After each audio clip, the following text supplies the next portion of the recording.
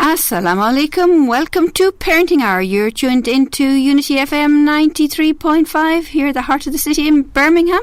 And welcome to our Luton listeners tuned in on 105.1 down in Luton on Inspire FM. It's great having you both tuned in this afternoon to us and listening to another very topical topic, but very important as well, and not something we often talk about actually here, but we're doing this topic today because November is kind of the gambling awareness month, if I can say, and we're trying to link it into parents to be aware of gambling, because we have had some instances of parents coming forward like this and not knowing what to do when their children or young people have been involved in gambling, and it's something that kind of goes under the radar in a lot of homes. But we have the expert here today. We have Dan Wishes in the studio, who's going to tell us all about gambling, a bit about himself, how he got into this, and signs, symptoms that you can look out for, where you can go, where you can access help,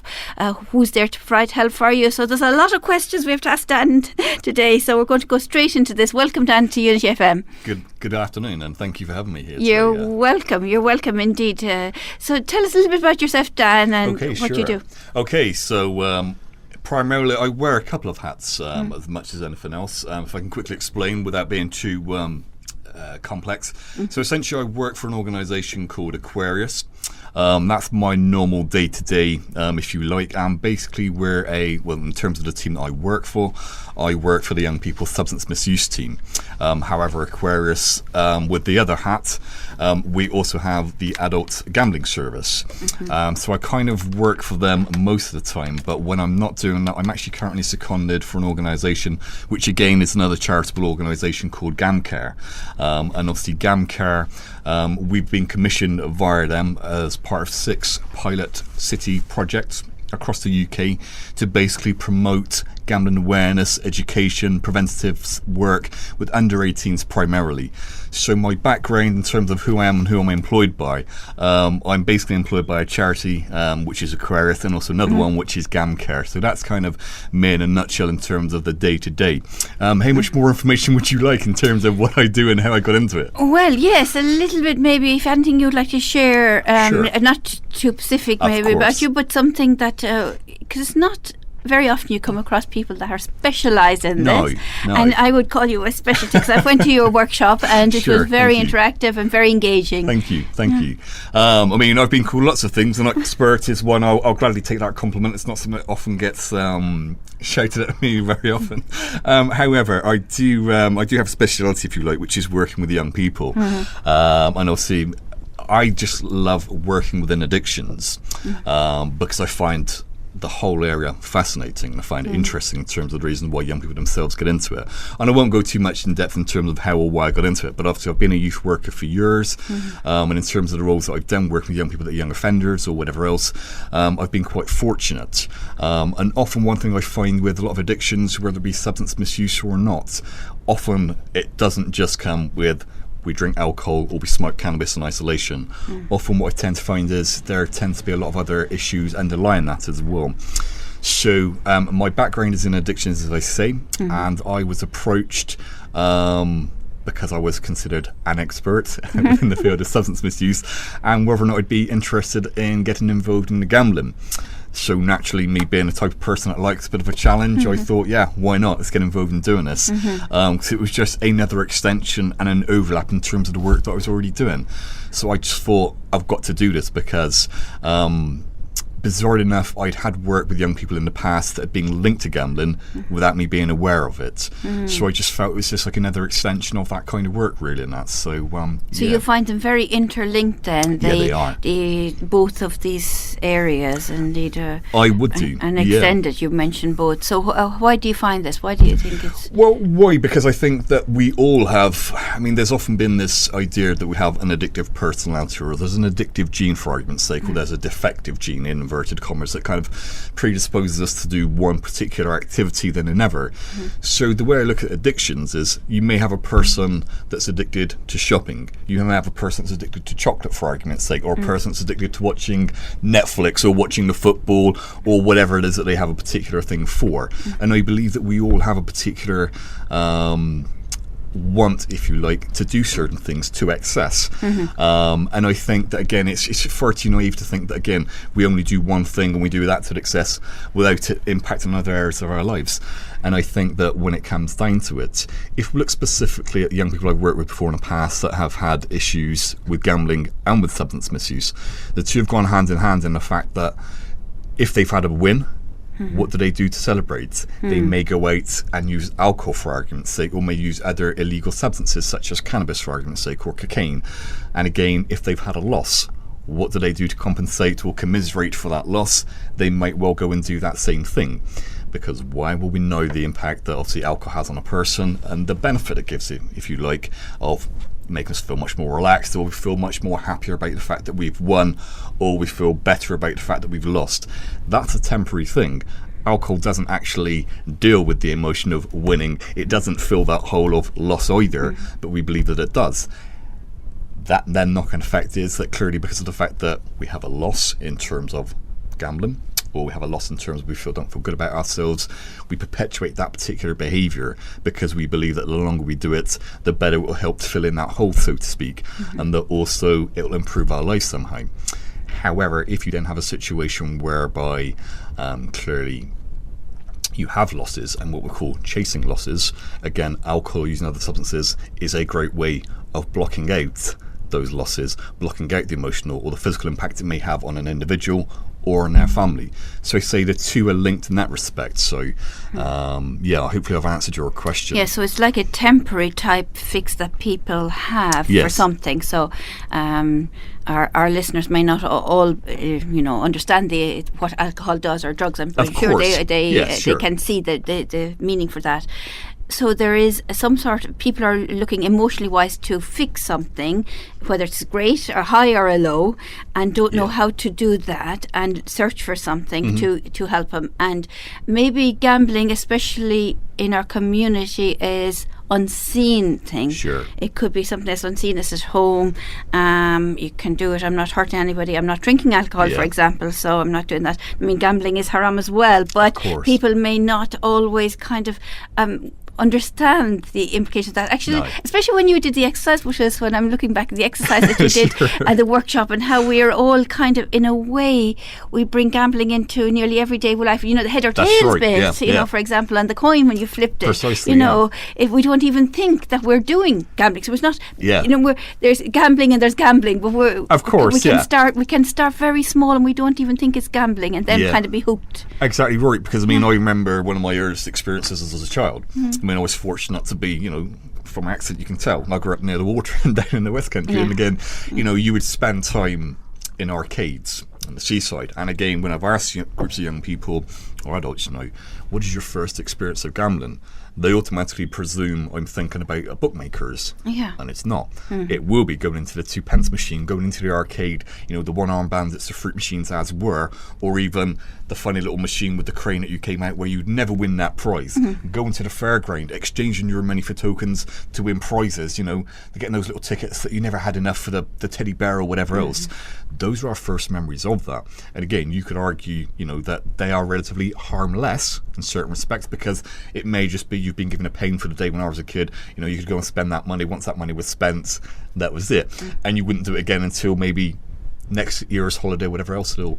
And so, I think they can be harmful and harmless, if you want to put it that way, or more harmful or more, less safer, whatever way you want to see it. But I think also in terms of how we see it, I'm not saying that gambling is in itself insidious or sinister, because again, we take gambles every single day, for want of a better word, when we cross the road, when we get in the car and all the rest of it. But that's not what we're talking about here. And I think we see very subtle ways where gambling does influence without our realising it, because the one thing I mentioned on the training and the workshops that I did with yourselves is about what we call social gaming, which incorporates Xbox, PlayStation, PC gamers. And if we look at the actual definition of what gambling is, gambling basically states it's to stake something of value or money on the outcome of a particular game or activity with the expectation of getting something of greater value back. So I'll give you an example. I was in my Tesco's the other day. Sorry, I shouldn't maybe give them a shout out, but I was in a supermarket, I should say, sorry. I was in a supermarket recently, and I went past a particular display for the toys for Christmas. I was looking at Lego obviously for presents, and I happened to go past a display for Xbox. It said, buy your coins for, I think it was Xbox, for Xbox for this game, or your tokens. Now, within certain games within Xbox or PlayStation, and I'm not going to give the games a mention, for that to be unfair for me to do that. But again, we know that for certain games, you can only get ahead unless, or if I should say rather, you have certain tokens. You spend those tokens, they enable you to advance further in the game as well. However, we also say that again, because each token has an intrinsic value, it enables you to pass further again in the game. That in itself is a form of gambling. Gamers themselves, and I've spoken to a lot of them, they don't see it as gambling. They see it as just part and parcel of gaming. And I accept that. However, if you're spending money on loot crates or mystery crate items, as we've seen, I had an example whereby I did some training, and the mother had explained to me, a friend of hers, whose son had been playing a particular well-known game which involves football, let's put it that way. And basically in their first month alone of making these particular purchases to buy a particular player which they didn't get within that game, they'd spent nearly £800 on a credit card. Mem didn't realise until the statement came through. Now, you could argue that's not a form of gambling. However, this was a 13-year-old kid that ran up that debt and literally clicked and clicked and clicked without thinking, I need this player, I need this player. Well, that resembles to me what you might do when you swipe on a particular online gaming website, whether it be for poker or whatever else it may well be. So I would argue in those respects, they're there without us being aware of it, and we think about how many parents enable children to have an Xbox or a PlayStation and play upstairs in their bedroom or in their designated space, but it's seen as being okay. So as I say, there's, and I'm not saying it's wrong or it's right. I'm not here to kind of, condemn or condone particular people for choosing that in those companies. But I still think that maybe we're introducing this early enough, it gets it involved in our thinking that actually that's normal behaviour. You spend that money for this and you spend that money for that and you get something in return. Now, whether it be a player or body armour or a particular weapon within a computer game, or if you put it into a gambling context of you go into a bookmaker's or you go into a casino, you make a bet, you win something back, or you get a free scratch card or a free ticket on a lottery, whatever it is, it's still, to me, in my eyes, the same kind of principle. So again, that's how I see the subtle differences between them. And of course, parents are not thinking about that when their child is playing the game. They're very worried about safeguarding who they're playing with. Is there grooming going on? Do we know that other person? Okay, they're not doing that. They're playing with people I know, and everything else is safe, so they're okay. They're not actually thinking that buying this, or the hooks that could be out there to grab your child. And like I say, it's a very clever marketing tool. And what you'll find is a lot of the demo games that are out there. And again, there are a lot of free apps, a lot of free games out there whereby you can play the game and also you can play it to a particular point.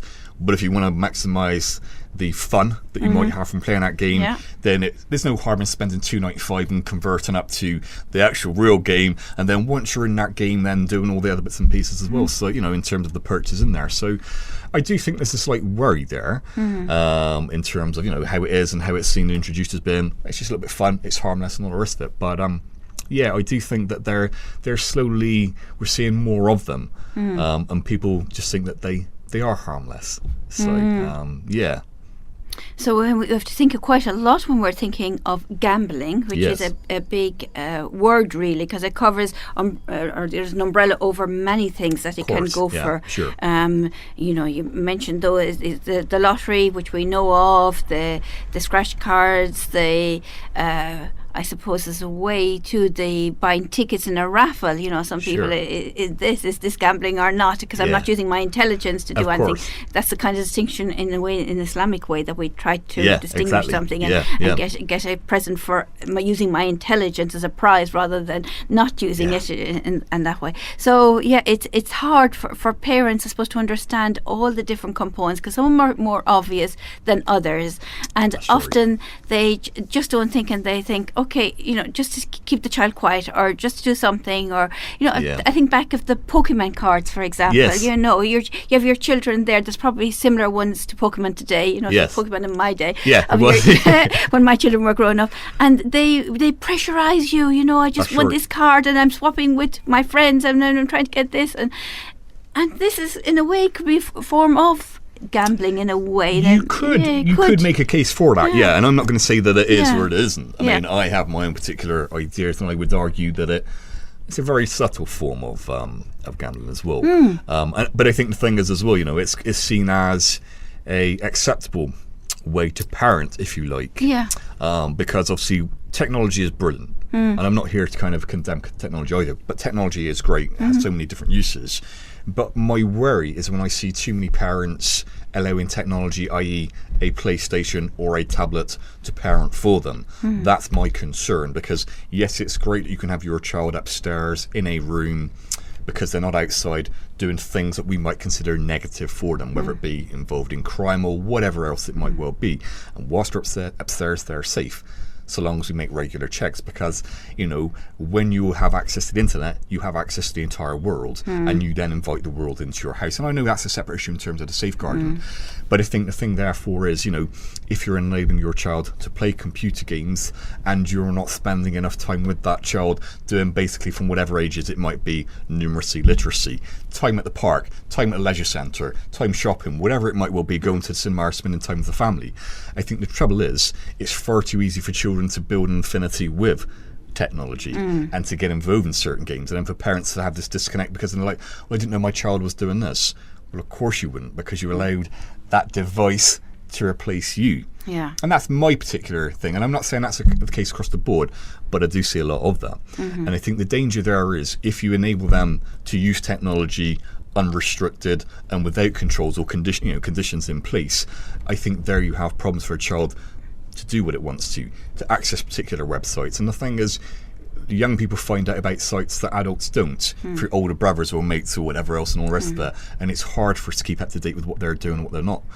And I think the problem there is, again, ensuring that they have that balance of spending time online with friends in healthy pursuits and doing stuff we wouldn't want them to be doing as well. But I think the only way you can have that balance is by actually, if you have a child with an Xbox, I know it's easier to enable them to have it upstairs in their bedroom, but maybe for it to be in a downstairs room, whatever else, where it could be better supervised or whatever.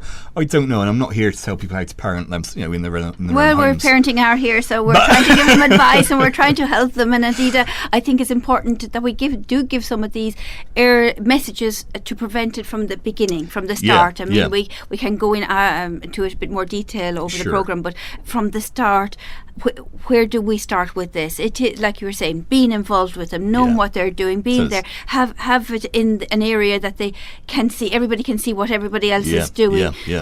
Build up the relationship as well, so that if there is something, because they may even just accidentally come across something, so that they will come to you and talk to you about it, rather than hiding it away and let things get worse and trying to cover up a mistake with a bigger mistake. That's and right, move on. Definitely right. And again, I would even see that when it comes down to it, use technology as an incentive to moderate behaviour as well, because I think far too often the default setting is for kids that I work with, because obviously I am a youth worker and I spend a lot of time going into schools and colleges, and I speak to a lot of parents as well. Often, and I was in a particular academy, and it's not important which one it is, but I asked the pupils the average amount of time they would spend online on Xbox or on PlayStation 4. The average length of time was 9 hours. And this was per day. Per day. Wow. So you have to assume now they're coming home from school, upstairs, food is brought to them, or they're texting downstairs or they come down for it. And this young man I worked with, a few years ago when I first started working with him, he would spend 9-10 hours a day playing Counter-Strike. This was going back about 3-4 years. But again, if they're up there, the one thing there we know is it will automatically have an impact on your behaviour, on your concentration, on your ability to sleep, to relax, to unwind, because we know the brain's hyperstimulated. So again, if we're saying, look, and I'm not a massive advocate of making kids do loads and loads of homework. I appreciate the benefit of doing some. But it's a question saying, look, do your chores if you have chores in the home. And maybe I was unfortunate I had them when I was younger. But, giving them something to do first and then Xbox and PlayStation, and then you might be given your 2 hours or your 3 hours, whatever, on your Xbox, but only if you've done what was expected. Because I think the problem is, I come across parents saying, but we can't stop the kids from having it. No, but you are the parent, and you can determine how long they spend on it. And again, you can use it as a bargaining or leverage tool against them if it has bad behaviour or whatever else. And I might seem slightly old school in saying this, but sometimes it's about using those tools. It's about using that at just your disposal. It's exactly what we say. It's not whole school. This is exactly what we say in the programmes, indeed. And using it as a reward, and indeed. And you can build up the time. And I would say even 3 hours is a long time. But when you mentioned 9 hours there, I was just thinking 9 hours on that. 9 hours, if you think going to school, coming home from school is about 9 hours, that's 18 hours. So where's the sleep? Well, that's the point. And if you think about it, I mean, our average days are split into thirds. You know, we have 8 hours of work, 8 hours of school, 8 hours of sleep, if we're lucky, and 8 hours of whatever else that we do. And again, as you see, when I then spoke to these young men and some of these young girls as well, I said, you know, what exactly are you doing? What time are you going to sleep?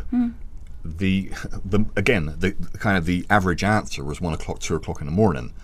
Now, again, alongside there, they're using lots of energy drinks. And sometimes there'll be cannabis there. And again, why? Well, clearly, it extends the caffeine, the taurine, your ability to stay awake. Trouble is, if you're then only getting 2-3 hours sleep and then you're being forced to go to school, you don't want to. Well, of course you're going to be in a bad mood. Of course there's going to be that fluctuation in mood on a regular basis. So how do you counteract it? More energy drinks, or you stay out longer to finish a game or whatever else it is, and it's that perpetual cycle in that. And I do think that, again, where do they find the time to do anything if all they're doing is spending 9 hours a day playing a computer game, which to me is ludicrous. And then that then impacts on the teachers with that bad behaviour, or what's considered bad behaviour. It's just tiredness. But then also there's an understanding of how teenagers and adolescents' brains are different to an 8-year-old or an 18-year-old, for argument's sake. And again, in terms of us making them do certain things, they're not wanting to play that game, so to speak. They don't want to be in school. They don't want to be doing other bits and pieces. And again, we then wonder why we have issues with behaviour. And I'm not saying that it's purely and simply the fault of playing computer games. I'm not saying that at all. But I think it's a contributory factor. And I think if parents are able to use it as computer games more as the incentive rather than that's the normal course, that's what the child does, then I think you might see differences. I don't know. It's a wake-up call, really, isn't it, for parents now? If there's parents listening in this evening and think that they have a child that is spending a long time at it, maybe just monitor. You know, without saying that for this week, monitor what's going on, how many hours are they doing, what are they actually doing up in their room. Bring in that cup of tea and cup of coffee every now and again, to have a look to see what's going on there, and try and write down something and try and see what's actually happening for your child, because it could be something that way that could change it or modify it and make a huge difference in the whole family, because it's not just, I suppose, the gaming. It is, if they wanted to stop and go to sleep, that we now know the blue lights from the internet affects their sleep as well. If you're having energy drinks, so you're high up there anyway, so you're not able to go to sleep. So there's lots of contributing factors. It's not just one thing. No. But we could change so much if we just monitor and know what's going on there, and then try and see, okay, we can make a difference. How can we make a difference? And with a family, hopefully you would have a good relationship. Maybe you need to build up a relationship with that child as well, and get in there and play with that child as a way of building up the relationship. Get into your room and start learning how to play FIFA or something, to actually be on their level, to be able to help them to come off these exactly things. Right. I mean, as I say, you talk about sleep, and sleep's so important. And again, by playing computer games, we know, and again with mobile phones, smartphones, call what you want to, it naturally affects our body's circadian rhythms. And again, the minute you've ever been deprived of a night's sleep, I had a long weekend and I feel tired myself. I sometimes take longer to wake up. I can be a little bit more grouchy and all the rest of it. So again, it goes without saying. And again, if we look at adolescents as well, we know that they're not the greatest when they're teenagers in terms of their mood or their communication and whatever else and all the rest of it. And I'm not saying that we need to sit down there and start having FIFA tournaments or whatever else with our kids, because they would hate that if they were a teenager. But still, I think if it started earlier, as you say, and get them into that good habits, there's no harm and computer games becoming a family activity, if that's what you want, it could work quite happily. But I do think, again, there needs to be certain checks and balances in place in terms of the interaction, in terms of is the game suitable or not. And again, it's not for me to say that games are unsuitable for certain kids, because again, that's not my place to do that. But I think there needs to be that level of interaction where the parents are like, okay, well, what games are they playing? How often are they playing for? Is it a positive or a negative impact for that young person as well? And I think that's where it's a starting point. But again, I think it's a cultural thing. And again, but you can only start making little small steps. And I think if maybe a few people start, it's like the old drip effect of a tap. Yeah. It may well then become a flood, whatever. It's one of those ones. And I think you have to start somewhere in terms of, looking at reasons why young people behave the way in which they do. It's not just computer games, as we know. It's not. There's lots of reasons as to why they are. But if we know that certain behaviours may be linked potentially to an activity, then we've got to look at how we manage that and how we make it better for the entire family, because one person's behaviour can have a massive impact on the rest of the family, whether it be the parent or the child. And the way I see it is, it's a bit like you throw a stone into a pond. You see that ripple effect, but again, it's the same principle. If you've got one person that's got a particular bad behaviour, it can only impact on the rest of the family. So I think managing that is really important, Good points were made as we're going into a commercial break. We're already halfway through the show, so listeners do tune into us again after this commercial break, where we're going to talk more to Dan about gambling and how we can help you and your families, inshallah. Assalamu alaikum. Welcome back to Parenting Hour. You're tuned into Unity FM 93.5 and in Luton and down south, Inspire FM 105.1. We're talking today about gambling. We have a guest in the studio who I would say kind of knows everything about gambling, if I can put that expert label on the person. If you want to ring him directly or leave a message for him, the studio number is 0121 772 8892, and all messages we can pass on to him.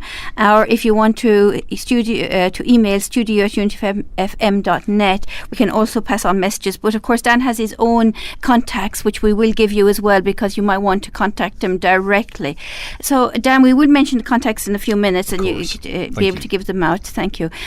We focused a lot there before the break about gaming, I suppose, and online.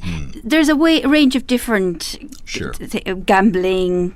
Oh yeah, there's lots of activities out there. Yes. Yeah. There are. And I think the thing is, we tend to focus on the traditional, i.e. just bookmakers. Yeah. But again, we're seeing massive trends and massive changes in, obviously, even bingo halls and how they've changed in the last few years as well. Again, look at how your dog tracks or your horse racing tracks have changed and the kind of the offers that they do there as well. Casinos are also a big thing that we're seeing. There's big money out there as well. And they're the ones. But online is where everything can be done, where you've got a static base, i.e. a shop front or a casino or whatever else and all the rest of it. But the main ones, because obviously I work with young people primarily, what I tend to find and what our stats bear out from the research that's been done via GamCare and obviously via Glasgow University, is that the three key things that young people tend to bet on or be gambling on, if you like, are fruit machines, scratch cards, and then the third one is what we call informal bets. Now, scratch cards, why? Well, for the obvious reason, you only have to be 16 to play them. Instant wins and relatively decent returns. So for argument's sake, you might spend £2 on a ticket. You might, and might is the operative word, you might win £250,000. But I suppose if you're 15, 16 and you're seeing that £250,000, that's a not bad return for a £2 outlay. And again, there's lots and lots of places where you can buy them from. You can buy them from your local convenience store. You can buy them all over. There's lots of places where you should have ID. You should, and obviously there should be the challenge 16, as it is for cigarettes and alcohol and all the rest of it for those things. However, I've been in certain places and I've seen retailers not ask the question, and I've assumed that the kids in front of me were 16, 17, maybe not that old. But either way, scratch cards are there. Now, an interesting aside as well, I actually did some work with some young people in Birmingham, and the one thing that was quite revealing when I worked with them is that these are children as young as 12. Now, they have had for a couple of years birthdays and Christmases, the cards. Now, when I was a kid, there always used to be a £5 note in there for my nan, and I always looked forward to that. And when it came, it's been replaced now by a scratch card or a lottery ticket, because there's a potential to win heaven knows how much money that jackpot is. The irony is the kid wouldn't be able to cash it because of being underage. But we're seeing scratch cards as still being quite a big lure for young people. Why fruit machines? Well, why not? A lot of people don't feel that even fruit machines is gambling. No. They just go, because it's usually in the places, the bowling alleys and the nice That's fun right, places. yeah. And, you know. And that's the thing. They're Yeah. seen in entertainment centres. Yeah. And they're not now sometimes branded as arcades. They are entertainment Yes, centres. yeah. And I suppose if you're going, we have a very well-known establishment not too far from here where you can go playing mini golf, or you can play, got 10-pin bowling, there's a cinema there and all the rest of it. But they have a very big entertainment centre where there are lots of fruit machines. Yeah. Or again, you could stop at a motorway service station. And again, where you go past a toilet or at the entrance is normally where they are. And if you've got a few spare pounds, rather than spend a penny, you literally spend a couple of quid instead. If you'll forgive the pun there as well. But they're there, and again, they're bright, they're loud, the noises that they make as well. We are very simple in terms of psychology. We buy with our eyes. And if we hear certain things, if we see the lights, we hear the sound of the payout, well, why not? For the sake of £1, again, potential to win £1,000 up to £500, why would you not? But again, that basic psychology appeals to us. So again, fruit machines are one of those things there as well. But for me, the big things I say is the informal bets. Now, I've asked a lot of lads, and it's primarily lads, that it tends to be more so than young women that do this. Maybe because we're more competitive, we're more, I don't know, trying to prove it's about being that masculine, that dominant male in our groups, who knows. But I've seen some strange informal bets, and I've seen lads literally tell me they've bet on the outcome of a game of FIFA, or literally on a game of pool, or whatever else it is, or it might be on any random thing that you want. Now, an interesting thing we've seen excuse me, a resurgence, if you like, and it's not just in this city, in other cities across the UK where we've been fortunate to do some work. There's an old style game called Penny Against the Wall. It's been replaced, instead of a penny now, it's a pound. All you need is a line of kids, 10 of them in a row, if you like, flip a coin against the wall, whoever pound coin lands closest to the wall, you win. Now you could argue it's not an informal bet because that's no real skill involved, but again, that's part of it. We've seen lads, I bet I can run faster than you. All right, I'll take on that bet. And that's where we're seeing what they tend to be gambling on. But again, as I mentioned and alluded to earlier, the thing that we see much more is online gaming. Now, when we talk about online gaming, we're talking about online poker, online roulette, and other bits and pieces as well. And what was interesting for me is that I happened to do workshops all across the city over the last 18 months. And again, it's unfair for me to name a school, but a particular school I went into where I was fortunate to work with a particular year group. You've asked the kids, about more traditional forms of gambling. Yeah, we know about the bookies, and we know about this, we know about that, we know about the other. But they're into the roulette online, or that because of the free spins that you're getting, or they're on the online poker or whatever else, and they're playing that. So those are the things where we see most of the activity for younger people.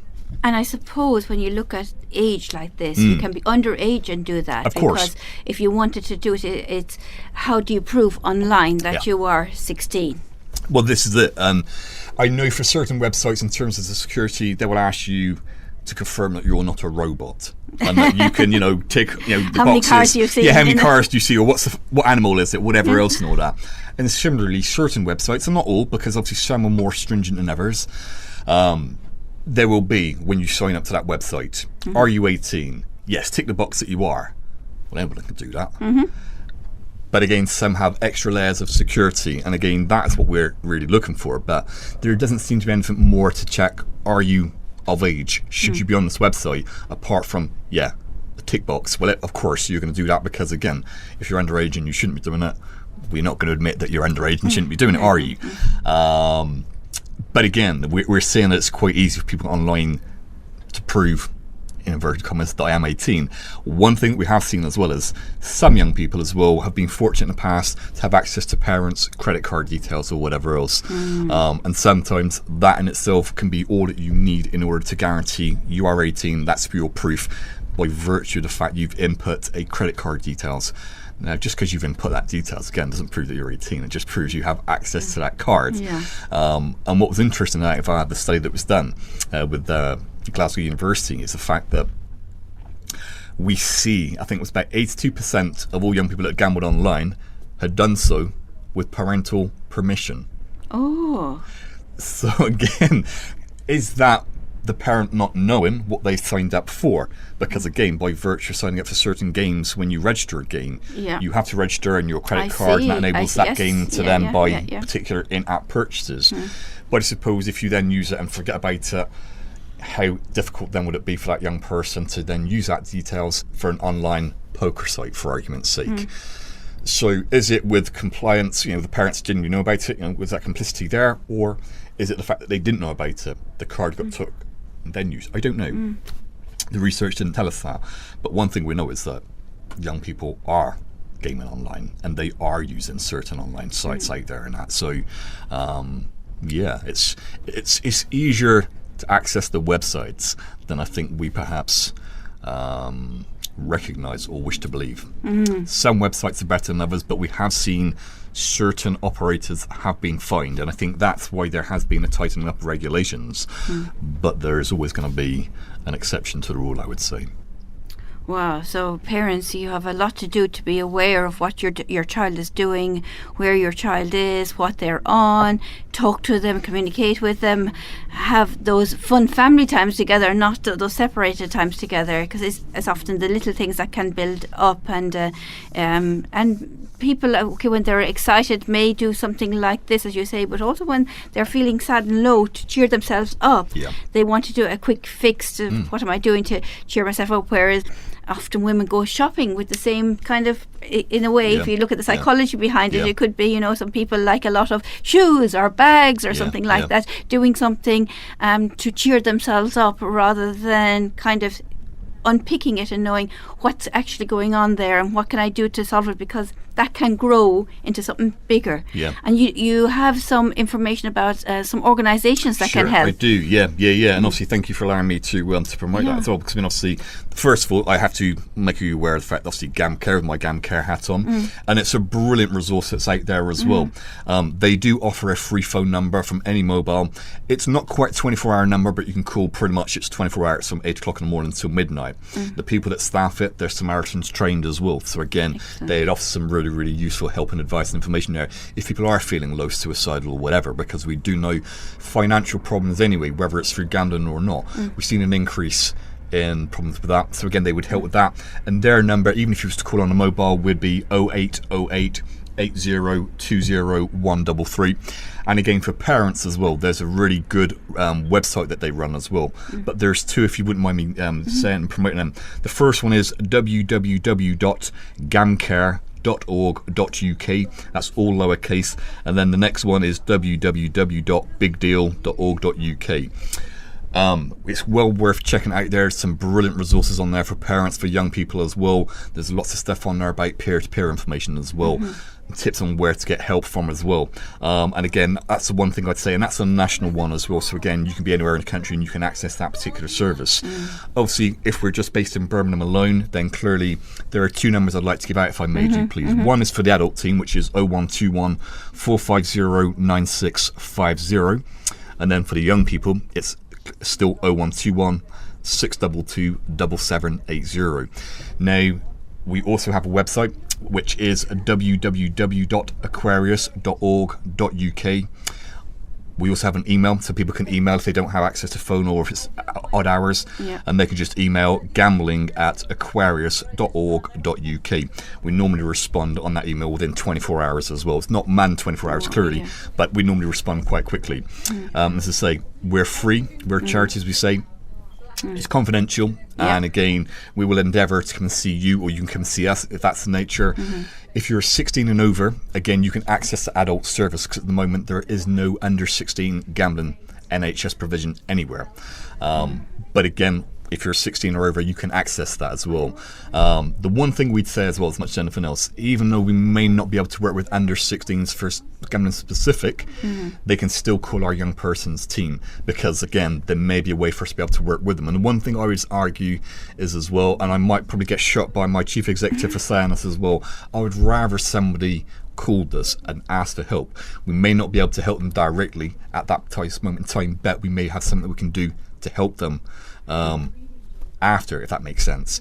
And I would rather they called us to find out what we can do, rather than feeling as though, well, there's no service out there for me.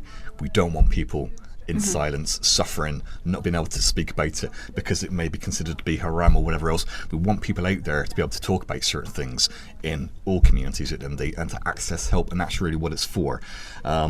And that's really what is that information. So again, people are more than welcome to get in contact with us.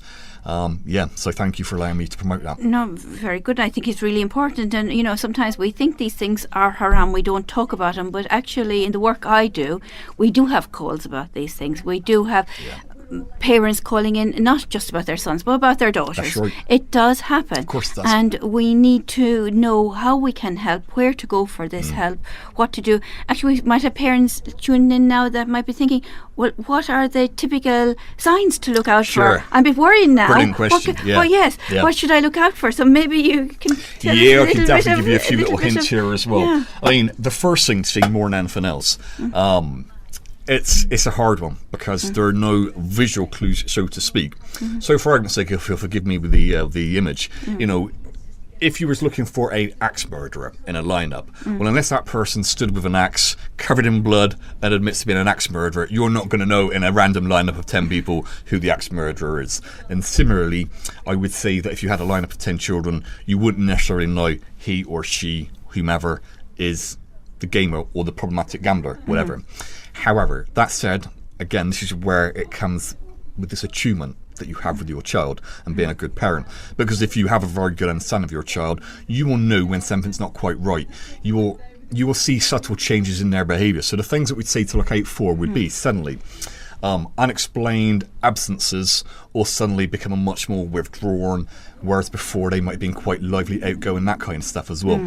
So again, that'd be fairly obvious to be able to notice, because if they are, hi, how we're doing every single morning, and then they come down the next morning or for a week or two of grunting and barely eye contact and the rest of it, you would, as a parent, would know that something's not quite right. So that's the first thing to look out for as well. Again, suddenly, if we're seeing, again, items or possessions, what they might previously have had before, suddenly disappearing, or suddenly they're no longer there, their phone's been sold or whatever else, it's not unusual for young people to have sold possessions. So again, being mindful of that as well. So they might say they've lost it or something like that. You have to be aware. Yep. Certain items which again have a particular value, if they've suddenly gone and they can't explain where it is, that might be there. So as well, lowness and mood as well. Now, again, that's not to be kind of misconstrued with obviously mental health and depression and obviously emotional health. But again, if you know that suddenly your child has gone from a particular mood and ways of being to suddenly being unrecognisable with their really low mood, and obviously they're talking about stuff that seems unconnected with school, they might be talking about money worries or they're needing to talk about it. Often the one thing we do see there is constantly talking about gambling means there may be a problem, or talking about stuff in association with that as well. One thing as well that we do tend to notice as well is that, again, as I mentioned earlier, there may be substance misuse alongside there as well. But again, you would need to know your child's behaviour first. Are they quite aggressive? Are they quite moody? Are these patterns of behaviour only at certain times of the day as well? Is it in relation to when they've been gaming, that kind of stuff as well? Are they suddenly becoming more and more withdrawn from their friends? Because we do tend to notice that, again, clearly, if you're more involved in gambling and gaming, you tend to withdraw from your peers, from your social circles, because you'd rather spend all your time doing that. So again, if they've been involved in doing other activities, i.e. sport, dance, art, music, whatever, and suddenly they've got no interest in doing that, that's not to say that they're not interested. They might have another interest, and that's not to say that they are gambling, but that might be one of the indicators. And again, as I mentioned, the sudden increase in energy drinks, and substance misuse as well. Again, those are things to be mindful of. They're things to be mindful. Now, as bad as this is going to sound as well, one thing we tend to notice as well, the signs to look out for more than anything else, is as well, if they suddenly start becoming involved in criminal behaviour. This is something we see much more for young men as well, which I'm going to make you aware of as well. But again, being a male increases your risks of having a problem, because again, our competitive natures, if you like, and those are really the signs and symptoms to be mindful of. But again, if they're involved in crime and they're not really worried about the potential consequences, again, this is a particular behaviour that we associate with risk taking, which we associate with gambling as well. So again, it might mean that they might be more inclined to want to go down that particular route. It may just mean that they've got a particular bad group of friends at that particular phase of time. It doesn't necessarily mean that they are going to become a gambler. But again, again, it's about being you as a parent mindful of your son or your daughter, their friends, their peers, the things that they did, the things they stopped doing, the changes in appetite, the changes in their sleeping patterns, the changes in the things that they do, who they're hanging around with, possessions, that kind of stuff. There's no real hard and fast rule that says that's what you need to look out for, because we're all individual. Yeah. Again, a child might exhibit all these behaviours because they're being bullied, but not because they're gambling. Yeah. Sure, again, a lot, I would say, comes back to your point at the start. As you said, how well they know their son or their daughter, the involvement they have of being that parent. And I'd say that's more important to understanding the difference in that behaviour and why it's occurred. And not to accuse them if they suspect of something. Be like Columbo. I remember Columbo. You know, you remember Columbo Detective? Brilliant. He's really good like this. You know, he asks the most true questions, but in the silliest way. Yeah. And get the answers in the end. That's so, right. in a way, we have to be like that. And it's a brilliant way of looking at it, because you deal with the issue without dealing with it. You skirt around it. So how's your day? Okay. And, you don't even focus on it again. Yeah. It's about something entirely else, but it's by virtue of doing that, that's where they start to unravel and start unpicking the story. And that's where they start to share stuff with you in that. And again, brilliant point you made there. Being open with them, being honest, non-accusatory, not saying you're going to be in trouble, because again, we all do things that our parents wouldn't approve of.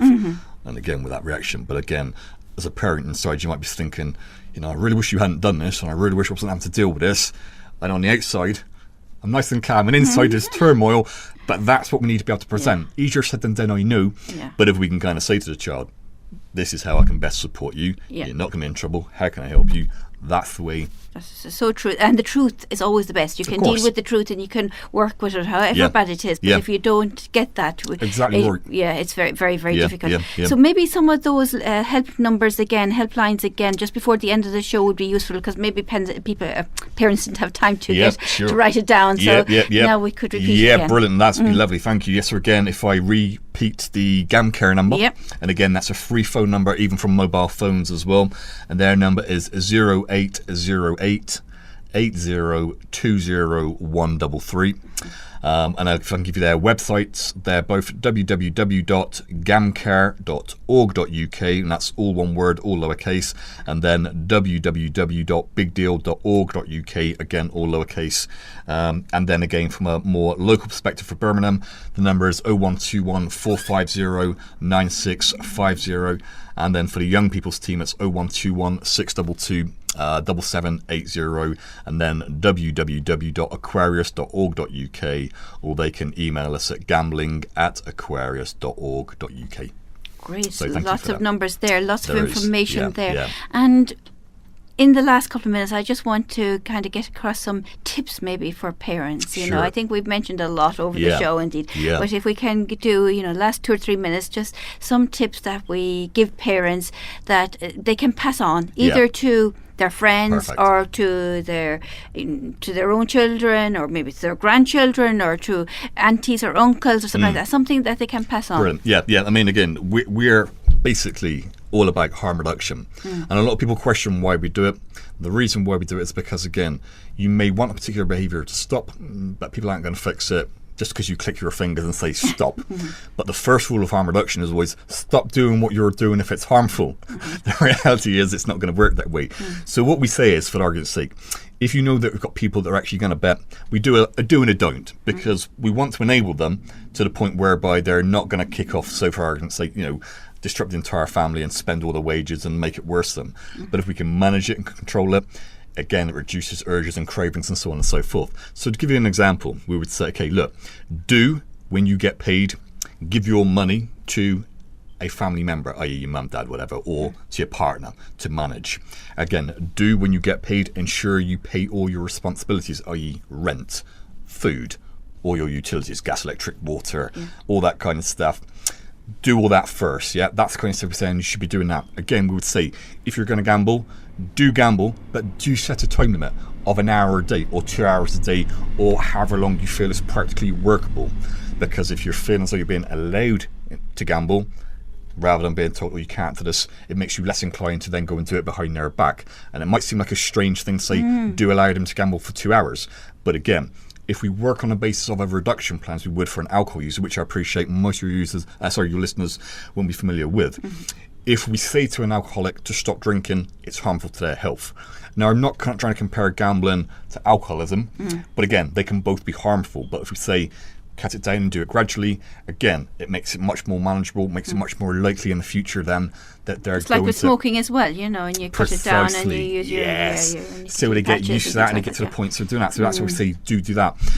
Again, in terms of a don't, we would always say, don't gamble when you're in a bad mood. Because if you expect that behaviour to change your mood and make you feel better, it won't. But the expectation is that if you then lose, you'll gamble more, so therefore you're going to be spending betting. So we say, don't gamble when you're in a bad mood, basically. Again, similarly, don't gamble after arguments or whatever else for the same reason, or under the influence. And again, I'm not sure that'll be applicable to your listeners, but again, we always say, why not to gamble after they've been drinking or using substances? And let's be fair, we do have clients that we work with that even though they know that it's around to drink and smoke, they still do that. So we say, don't gamble whilst under the influence, because again, that impairs our judgment. And again, we might take bigger risks when we've done that as well. And again, the big piece of advice is, don't bottle it up. Don't keep it to yourself. Do speak to organisations like Aquarius, GamCare, whomever, or again in Luton there'll be equivalent one there as well. There will always be a service there, and again if they look on the GamCare website they'll find it. But we say, do speak to people, do get help and advice. It's one of those ones, and those are the best ones. Again, you can say set a time limit, set a money limit. There's other things, do have healthy alternatives. Do go to the gym. Do go for a walk in the park. Do practice meditation. Do go to yoga, whatever. Do have a healthy diet. It's one of those ones. I mean, these are things that I would say are just basic practical common sense, but it's about having alternatives to coping with stress, to life in general, basically. I love it. I love the do's indeed. And do go to Allah and ask for help as well. Yes, sure, that'd be the one. To guide you in this. Indeed, mashallah, what a lovely session. We've come to the end of the show. Would you believe it already? I'm glad we end with a lot of do's. Yes. And for parents, very positive. So no problem is so big that it can't be dealt with. No. So we can always deal with something. Go and ask for help. If you know of somebody, don't be ashamed. Pick up that phone. Go to the website, get that help, and do something about it today. Do something about it this month. So spread the message to your friends and neighbours as well, because we don't know who may be suffering in silence from this. Spread the message. If you're listening in today, listeners, and you think this is not applying to you, but spread the message to other people, because you never know what day you may have saved somebody with a gambling addiction. Precisely. Thank you so much, Dan, for coming into the studio. Thank really you for appreciate it. Thank you. Thank you, listeners, for tuning in, and inshallah we look forward to another show next week, inshallah. Assalamu alaikum.